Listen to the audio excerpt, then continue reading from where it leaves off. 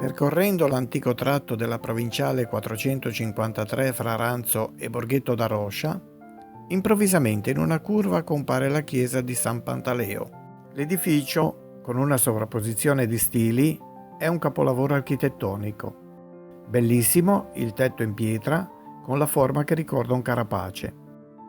La chiesa, riedificata nel 1400 su un primitivo edificio dell'undicesimo secolo, ha un portico con numerose opere degli Scalpellini di Genova.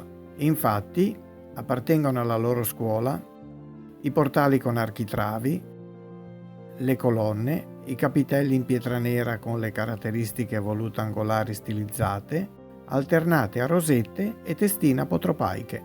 Gli affreschi del 1488 furono realizzati da Pietro Guido d'Aranzo. Raffigurano santi, una Madonna con bambino, la resurrezione di Lazzaro e scene della vita di San Pantaleo.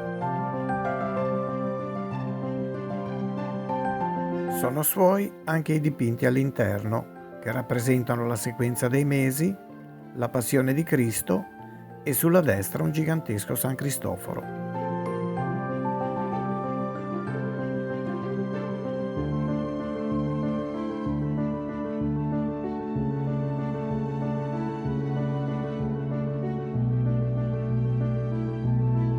La chiesa di San Pantaleo è un vero gioiello che dovrebbe essere valorizzato. Questo video è un contributo per sensibilizzare chi può a farlo. Se ti fa piacere, puoi contribuire anche tu condividendolo.